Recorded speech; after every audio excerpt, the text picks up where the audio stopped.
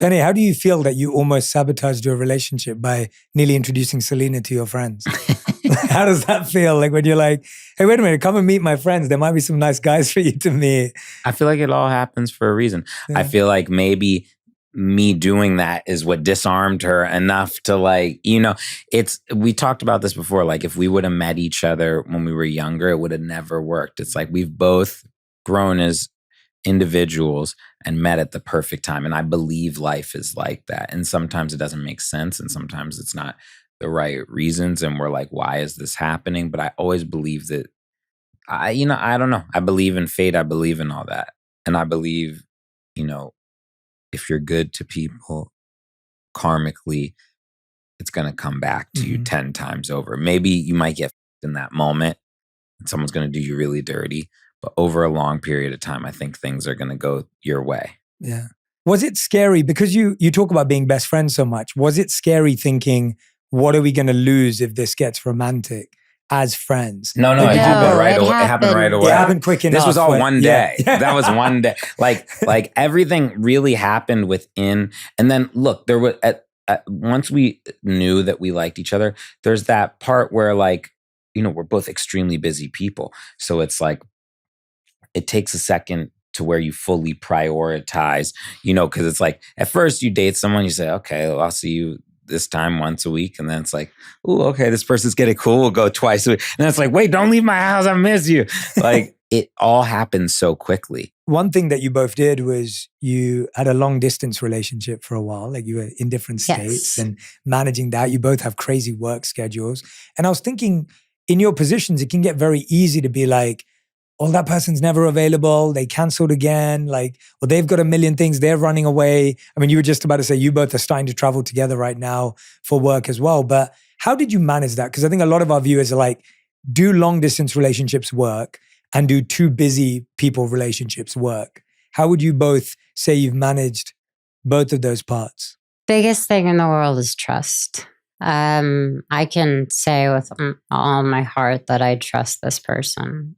So for me, knowing that I have a 12 to 14 hour day on set, I won't get to talk to him every second, which I don't need, but I know just hearing from him one time, check in with me and say, I love you and I hope the day is going well. I just feel safe and I've never felt that before. And if you feel like you're in a situation that doesn't feel like you're a unit, that makes it scarier. And then that causes friction.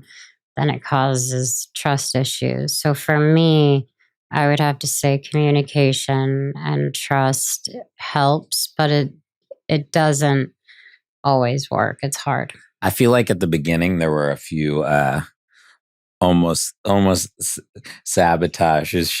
She was like, that's fair. At the very beginning, in like her first few trips away, she was still gaining that trust. So there were moments of sincere doubt. No, yeah. We all have, that's normal. We all have moments in our life because like we're only made up. I tell everyone this. It's like when you start dating someone, you're not only dating them, you're dating every single person they've ever dated, every single relationship they've ever had in their past, because you're getting every piece of baggage that person's carried and that what they've learned through their own personal life, through the life with partners, with their parents, with this, that. And I had to find a way to build that trust with her, not make it feel overbearing and make it feel real. And make her actually believe it, and vice versa. Like I know that she fully if I say, "Hey, I'm just going to do this today," there's nowhere in her mind that's thinking that. And if for any chance that I always told her, I said, "It's okay if you have moments of doubt in something, in a feeling. Always talk to me, and I'll talk you through anything that you may have." If you say, "Hey, I know this is a crazy thing. I just had a dream." And I woke up from this dream and I was upset.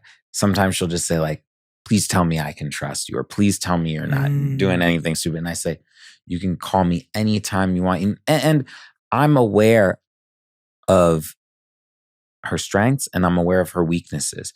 And what I try to do is surround her with a lot of things to help her. So if she's away, and I have to go to a dinner, then a party, then this thing, then that thing. It's a simple text in between each thing that says, hey, babe, I'm going to this next thing. I'm thinking about you. Hey, where couples, where it starts to hit is when they miss that text. They don't call the person. They wait until the next, like, it's just like, I know what she needs to succeed.